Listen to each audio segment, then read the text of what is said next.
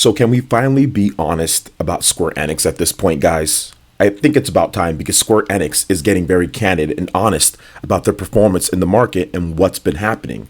Now, I recently made a video talking about Square Enix, saying what happened. And while most of you guys were okay with it, there was a lot of people who felt that it was off base, downvoting the video, and had a lot to say in the comment section. And I understand that. Some of you guys feel that Square Enix is doing a great job, and I think that Square Enix is doing good too, but there are some clear issues that we all know at this point. Square Enix is even addressing themselves, and we're going to talk about it. But what's good, everyone? OJ here. Welcome back to the video. Please make sure you hit that like button, subscribe if you're someone new, and please excuse all of the background noise or if the audio quality isn't good. I'm not with my normal equipment and setup, but I still wanted to talk about this situation with Square Enix. So let's go ahead and jump right into it here. Square Enix recently spoke about some of their issues that I touched upon in my video with the what happened with Square Enix. If you haven't seen it, check it out, link in the description. You can watch it afterwards. But the thing about Square Enix, they discussed Forspoken's bad review scores and also lackluster sales and also issues with their games that they released last year, their AA style of games. So let's go ahead and get into it. Shout outs to RPG site for the article here. And this briefing discussed the financial results from Q1 to Q3 of the fiscal year ending March 31st, 2023. Now I'm focusing most on the recent quarter of October through December 2022. However, the briefing did take place a week after the release of Forspoken. Square Enix also commented on the RPG's release from the now defunct Luminous Productions, which was rolled into Square Enix. Now, let's talk about this here. They discussed, first of all, net sales declining year on year in their HD games subdivision segment, partly because the release of major titles a year early had created a challenging year-on-year hurdle, but also because many of the new small and mid-sized titles we launched this year did not perform as well as we expected. So they're discussing quite a number of games like Valkyrie Elysium, also Star Ocean. You had just a bunch of games, Field Chronicle that came out. I mean, there was just a lot of games. Harvestella, they just released so many in such a short amount of time. It was just bundled all in there. And I think that it kind of overloaded the market. And a lot of them were RPGs, of course, and a lot of them didn't necessarily review incredible either. So there was all sorts of challenges there. This is in addition to Tactics Ogre Reborn, Dragon Quest Treasures, Crisis Core, Final Fantasy VII Reunion. I mean, they had a lot of games. Now, they also talked about the AAA release from Forspoken. So obviously, Forspoken is a much bigger title than the rest of those games. Everything else was moderate in terms of things. But Forspoken is big AAA title, so therefore the budget is higher. So they need to sell more copies. So here's what they had to say on that. Reviews of Forspoken, which we released on January 24, 2023, have been challenging. However, the game has also received positive feedback on its action features, including its parkour and combat capabilities, so has yielded results that will lead to improvement of our development capabilities of other games in the future.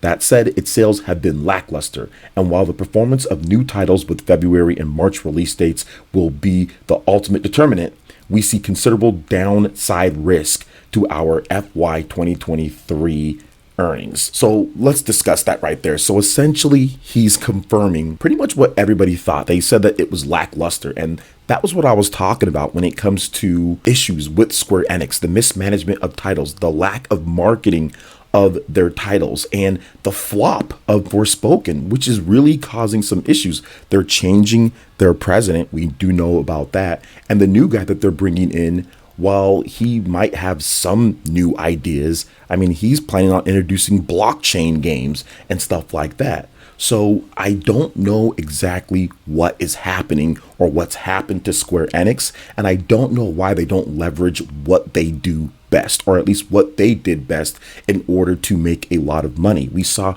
Capcom and many other companies do this, but it seems like Square Enix is hell-bent on pushing the tech boundaries for games that could potentially flop and ignoring in terms of marketing and also sales potential of smaller games that they can really push and really put more marketing effort into and sell better. They seem almost, I would say, not respondent to thinking that a double A size game, or if you put more effort into that when it comes to marketing, can do better. And it's only going to be triple A or bust with their marketing budget and everything, because all those games came out last year.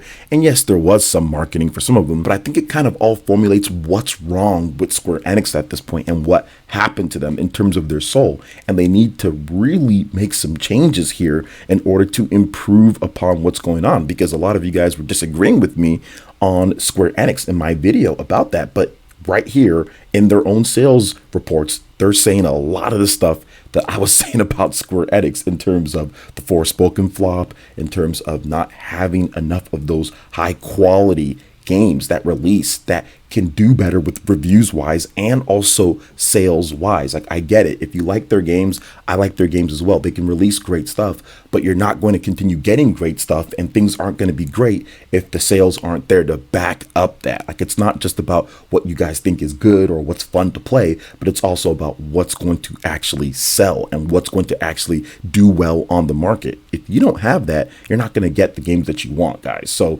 it's a balancing act. It's definitely something that you have to look at from both sides, not just from, oh, we're the gamers and we play that. That's fine. But if the game isn't selling, if there isn't any funding, if there isn't any marketing, then you're not going to get those games that you like. They're not going to continue putting out all of this different type of stuff with these lackluster and bad performances. Heck, they rolled the whole Luminous Productions. They're just like, they're done, you know, like they're done at this point. And that could happen to other studios, and that could happen to other franchises if these games don't do better and if Square Enix doesn't do better. But that's not really on us. I mean, Square Enix has to do it themselves. They have to look within and say, okay, we're going to make a change. We're going to do something different. We're going to, make better games with better marketing. Like, we're going to do what we can for our AA games. We're going to leverage where our audience could be at. Like, there's a lot of things that Square Enix can do, and we'll see if they actually switch it up or if they change things. But I have to ask the question once again, what happened to Square Enix? I mean, it's the part 2 at this point, but we'll see. We'll see how Final Fantasy 16 is. I think that's going to be great. Final Fantasy 7 Remake Part 2. I'm excited for those 2 games, and I think that that's really going to help when it comes to the public perception after the flop of Square Enix. I think that Octopath Traveler 2 will eventually gain its sales footing. I think that it started out a little bit slow, but it's definitely picking up. It's still in the top sales charts, so I do feel that that is going to get better as we go along. So it's not all doom and gloom with Square Enix, but we'll see how everything is. But speaking of doing well and also picking up sales, once again, my girl, Samus, she is back in the top spot. Now, and I made a video recently talking about Metroid Prime Remastered and how well the game sales were doing. We looked at Amazon, we looked at different sources and saw, okay, it's doing great. And at the time that I was recording that video, yes, Metroid Prime was number 1. But then again, it dropped back to number 2 because Kirby came through. But then now at this point, with the eShop charts up again, it's back to number 1. It's selling incredibly well. And I really want to focus in on this because I think this could change the fortunes of what we see with Samus and what we see with Metroid going forward. This could honestly break into the 5 million units sales range. Now, not with Metroid Prime Remastered, not this game in particular, but the Metroid Prime or the Metroid series.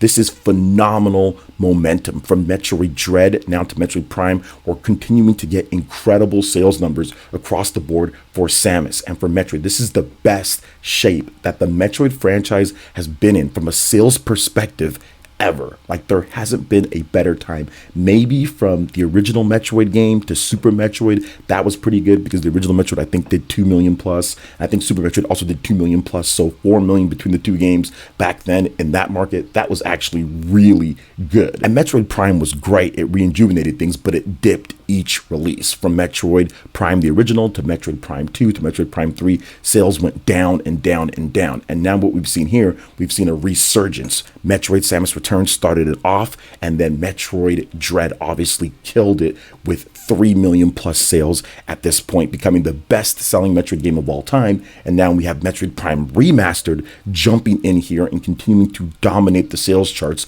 and also sell out any type of copies that go out to Best Buy or to Amazon or to anything.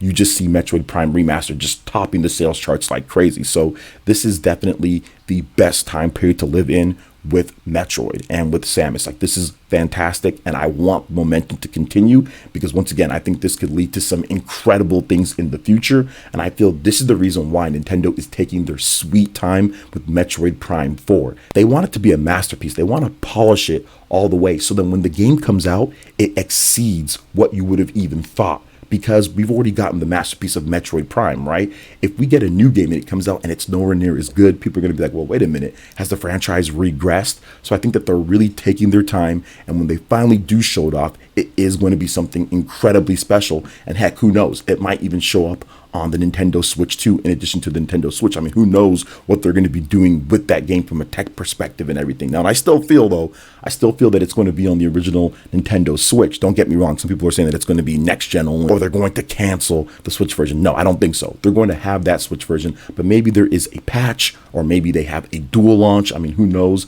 But either way, this is exciting times for Metroid fans out there. And I'm excited myself because it's great to see a game like Metroid Prime top the eShop, which obviously the eShop, it's a very good barrier looking at how something could be doing, just because there's so many people here in the US that download games, and this is the biggest market for Nintendo. So to see that Metroid Prime Remastered is above Kirby, above games like Mario Kart 8 Deluxe, Stardew Valley, these huge titles is phenomenal, is great. And this is weeks after launch, right? More than a month after launch. So very good there. But speaking of very good, let's talk about Etrian Odyssey, because there was worries about this being a digital only type of thing and not being available for people here in the US or English speakers to get a physical copy. Well, no more, guys. We've got some actual confirmed information for Etrian Odyssey Origins Collection. It is getting a physical release in Asia with English support, and pre-orders are open right now. Yes, you heard it. You can go out there and get the pre-order in. So Etrian Odyssey Origins Collection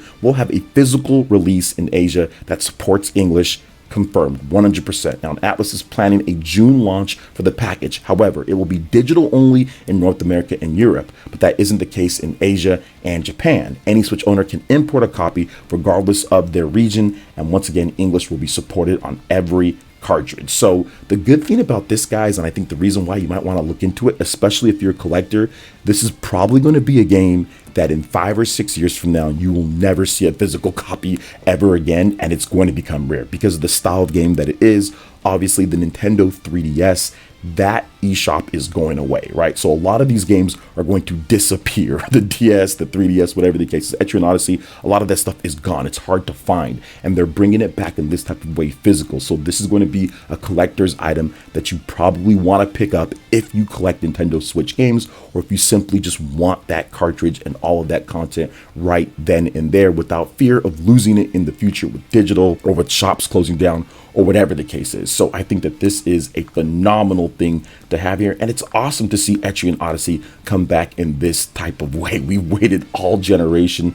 Obviously, they weren't going to commission a brand new Etrian Odyssey game just because I felt they didn't want to spend the money on that. Etrian Odyssey isn't that type of franchise. It flourished on like the DS and the 3DS systems that don't have high development budgets, but obviously with the Switch, they're like, we're not going to spend that. At least Atlas wasn't thinking that. But maybe if this does well, we get a new Etrian Odyssey on the Nintendo Switch or the Switch 2 or something like that. I'm guessing they're trying to gauge interest with this game and probably put together the best type of package that they could do, which is a bunch of the games redone and also with quality of life stuff patched in there for newcomers and everything. So I think that this is a good move for them. This is a good move, and I'm glad that there is a English version physical, because this is going to be something that you're probably going to want to collect. I know I'm going to pick it up myself. So what do you guys think about everything here? If you want to check out more of my videos when it comes to what happened with Square Enix, that will be on the page right here. You guys can click the link, also description. You can check out stuff there as well. Thank you guys so much for watching. I appreciate it, and we'll see you for the next video. Peace.